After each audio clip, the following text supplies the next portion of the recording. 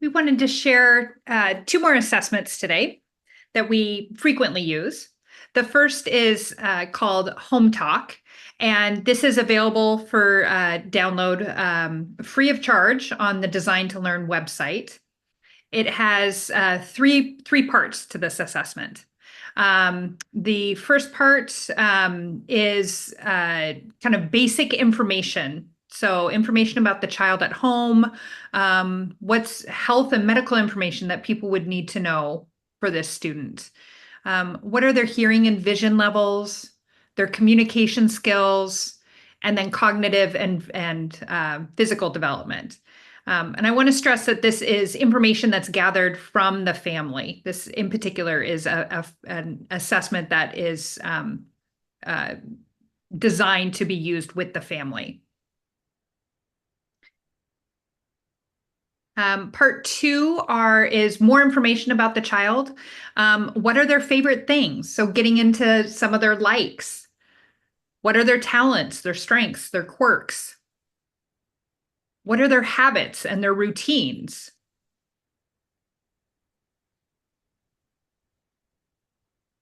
And then part three are the child's competencies. And so this is a list of skills that you go through and you rate on a scale from 1 to 5, with 1 being the child needs full assistance to complete that task, or the adult is having to interpret the child's behaviors, all the way up to 5, which is the child is completely independent. They don't need any support in that area. And so within this area, there are 4 sections. The first is people skills. How are their social interactions, responding, basic expressions, solving everyday problems. What's their object use look like? Are they able to classify and match objects? Do they have early academic concepts? Things like identifying shapes or colors. The next section is exploring the environment and their skill and understanding of spatial relationships, awareness of their surroundings. This is this gives great information for orientation and mobility. How they engage in multisensory learning. And then the last section is about attention and motivation and self-determination. And then all this information is kind of summarized. And from that, the team can determine priorities for goals. So you can use this information for educational planning.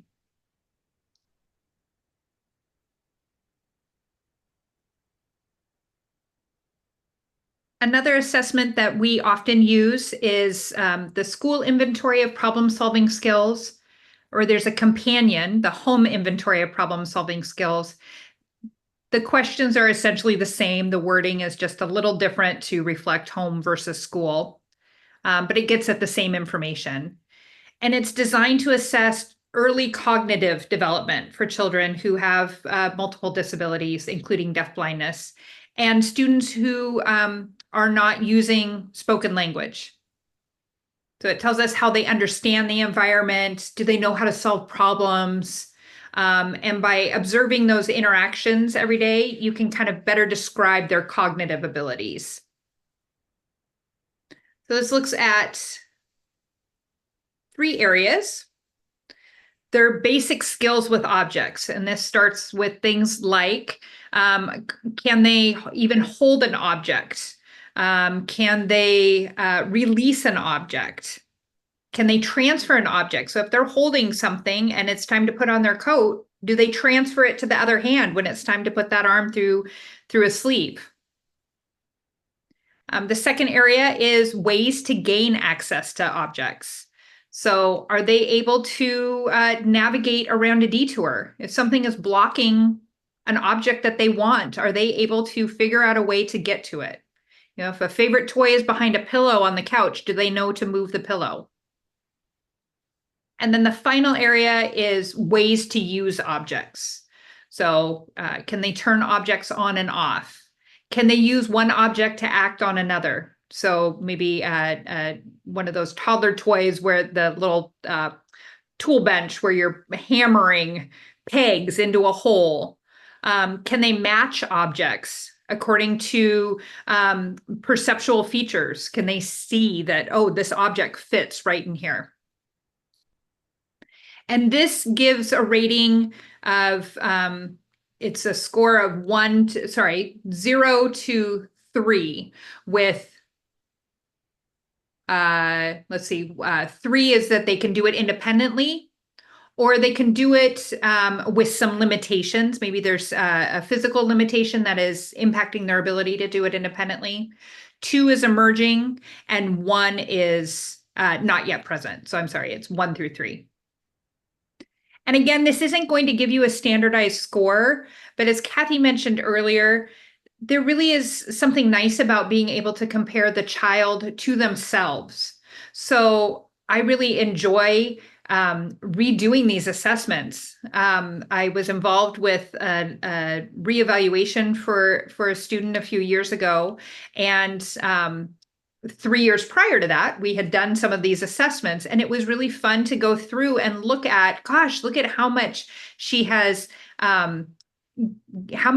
gained in both the home talk and this school inventory of problem solving skills.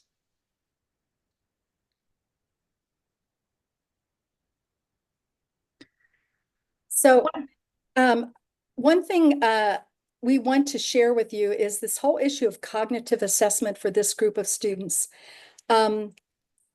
No standardized test has been done on kids who have deafblindness, who have a combined vision and hearing loss, period. And therefore, for us to use any of those would not fairly assess that student. So that's why we're sharing with you the kinds of assessment tools that we did, so that you can think of ways to look at a child's progress and and the child's thinking, even though you can't tell what it is because they can't explain it to you. They may not see the item as well. They may not hear what's going on, but that they can show you. And so I'll share a story, and then I'll let Emma share a story. Chris, one of the things about Chris is that when he was playing with stuff and he needed to do something and somebody took a toy away that he liked and gave him something else, he would toss that, meaning I want the other one back. Now that's him being able to make some decisions about what I like and what I don't like. And if you haven't seen that already, you will see that video for him. And just a quick reminder, you need to spend enough time watching and not think that you have to be constantly engaged with the student in order for the student to show. Hesitate and see what happens. Don't just jump in there. Just wait a moment. Give yourself time to wait that student and see what he'll do. And with Christopher, that's very important because we saw at least a 12-second delay in his response. Now, that may not be true for other students. Emma? I wanted to share a couple of stories about 3 of the young men that are pictured on the screen right now. But I was going to say, to follow up on what Kathy was saying about the wait time, for about 10 years, I was a special ed teacher, serving students with severe and multiple disabilities. And I think in an effort to feel like people were doing their job, staff would jump in to help students do things like put on their coats, as an example. And so my reminder to them frequently was, if I look over and see you waiting for a child, not disengaged, not having a conversation with another staff member, but waiting quietly for a student, I am not going to think that you're not doing your job, but quite the opposite. That we don't let our students try and figure things out on their own enough. We jump in too quickly, and that develops passive behavior. Why do it if somebody else is going to do it for me? So Kathy and I were talking about some of the young men that are on the screen, and how some of these stories really indicate their cognitive abilities and cognitive functioning. So on the far left is Daniel. And Daniel has three modified signs. He will grab an adult's hand or his communication partner's hands and bring it to his chest to mean he wants to get up out of his wheelchair, to his throat to mean thirsty or he wants a drink, and to his mouth to mean eat. And he one morning we were having breakfast, and he had his cup of juice and his meal, and I had some coffee, and he kept telling me he was thirsty, and I would kind of reference, well, there's your juice, you can have some juice. And he was very adamant. He kept taking my hand and pulling it to his throat. And I kept, offering him the juice, and he kept pushing it away. And what I realized he was doing was he was using eye gaze to indicate to me that he wanted my coffee. And sure enough, that's what it was. I offered him a sip, and that's what he wanted. But how great that he found a way to problem solve, to communicate to me what he wanted. It was out of reach, so he couldn't have reached for it, but he was letting me know through his eye gaze that this is what he wanted. The second picture over from the left is Christopher, which Kathy just told a story about. And to the right of him is a young man, Andrew, who is pictured there using his iPad communication device. And his mom shared with me a really interesting story. His family, they are Christian, and they were in the van going somewhere. Andrew is considered deafblind, but he has auditory processing issues. And so given the right environment, auditory information is pretty accessible to him. And his mom and brother were sitting in the front seat of the car, and they were talking about death and heaven. And this conversation went on for a while. And Andrew found on his device, he went to the music icon and pulled up a song called Everybody Wants to Go to Heaven. And the lyrics are something about nobody wants to die, but everybody wants to go to heaven. So again, a great demonstration of his cognitive abilities and functioning. And I'm just remembering another story about his brother getting glasses, and they were going to the eye doctor and talking about this. And Andrew pulled up an episode of Arthur, that old cartoon, with where one of the siblings, I think, gets a pair of glasses. And then one of my absolute favorite stories to tell is on the far right is Ryan. Ryan was in a good friend of mine's class, and she and I went to the UW Low Incidence Disabilities Program, and it was her first year out of the program, and she had Ryan in middle school, and she said, I was this young teacher with all this knowledge, and I was throwing every device at him, and gosh, we were gonna increase his communication, and it just wasn't working. And it took Kathy actually coming in and saying, well, he's deafblind. He has a pretty significant hearing level, and visually this is not accessible. And so the team decided to move to tangible, tactile, and visual symbol system. And by the time Ryan graduated, he had 40 symbols that he was using. So pretty incredible when you think about from middle school to graduation, that he went from not having a communication system to graduating with 40 symbols. And his parents told a story about one day he was at home and he would scoot on the floor to get around the house. And he went over to his cymbals, which were in a place that he could always get to. And he grabbed this cymbal for tube feeding. And he went, which was a piece of the actual tube, it was glued to a card. And he scooted himself over to his dad and he tugged on his dad's pant leg, which his parents said, to the teacher, Suzanne, we love you, but we hate you because he is very persistent in his communication and we can't get away with anything. And he tugged on his dad's pant leg and held up this cymbal. And when his dad took it, Ryan started shaking his head no. His dad was thinking, well, this is odd. What's going on here? And he thought about it for a minute and he was feeling the rubber tubing and he said, Ryan, do you want to watch TV? And Ryan's sign for yes was a very emphatic clap. And he clapped and that was indeed what he wanted. And what had happened was Ryan's symbol for watching TV, which was the rubber buttons from a remote control, were glued onto the card. They had fallen off.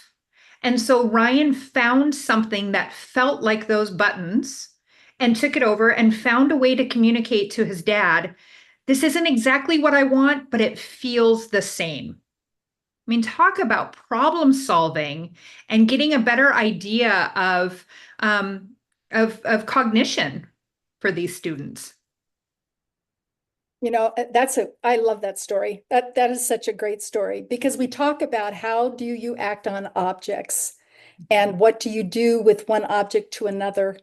And I love that one. And I'm thinking too about Christopher. Another story about Christopher is that he was in a little room, and some of you may know something about Lily Nielsen's little room. If you don't, put something in the chat box and we'll send you something. But he was in his little room and he would be playing with the objects that were hanging down from the plexiglass top. And one day he really liked this one squishy ball that was black and white. And it was probably about this big, maybe 4 or 5 inches across.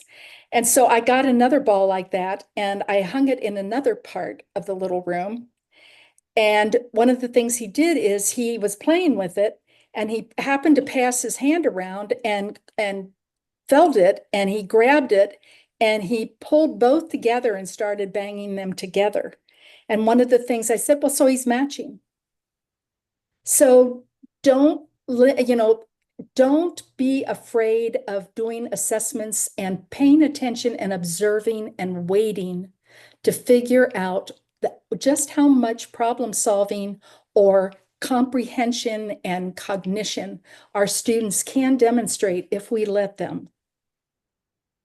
We would never have known that Ryan could figure that whole thing out by just using the same tactile feel that he could get his dad to understand. And his dad understood, which I think is amazing too. Parents get unbelievably good at that kind of thing. And so some quick reminders. Watch the whole student. Pay attention to what the whole student is doing, not just if they're talking or signing or moving something or picking something up, but pay attention. I had a little girl she'd give her answers. Her hand would be under the desk and she'd be finger spelling the answer. And it took me, I don't know how long before I realized that's what she was doing. And then, what about putting simple objects together? What about having a routine that the child knows really well, such as toothbrushing or toileting or something? And in amongst all the utensils the student might need to use, you stick a pencil, which has nothing to do with toothbrushing. And what do they do with it? Christopher would pick it up and toss it like it doesn't belong here. That's his way. And you'll see other videos that we're going to be showing over this 14 session, and you'll see that also. And when he wants to rip something off and it doesn't rip off the Velcro fast enough, he takes the other things and rips them off and throws them away so that's the only one left. That's his way of telling you, well, that's thinking. He's thinking, if I push everything else away, and this is the only thing left, then they'll get it. And so we wanted to take some time telling you some stories today because uh, all of you will have those stories too. We're not the only ones who have those stories. You all have those stories. And the thing about it is paying attention and watching. And I love, Emma, the way you said, I say to them, if you are just waiting for that child and you're not engaged with somebody else and you're just waiting, I will know that you are waiting for a purpose and that I'm not going to think you're not doing your job. We all jump in. I can't tell you how many times I've stood someplace and I see the child coming with his cane or with his wheelchair or with his walker, and I move out of the way. And then I go, I why did I move out of the way? just want to wait for the interpreter switch. I'm sorry, I noticed that there was a change and Thank you. And so think about the fact that, why do I step out of the child's way when that child can learn how to move around me or tap me and have an opportunity to communicate? Please move. We do those things without even thinking about them. So with that, we'll go to, is it the participation question? we have a quick chat box activity. So we've talked about a lot of non-standardized assessments. And maybe there are some other ones that you guys use that we haven't talked about. So in the chat box, identify 2 non-standardized assessments that you or your team have used as part of an evaluation. And that could be informal or formal evaluation.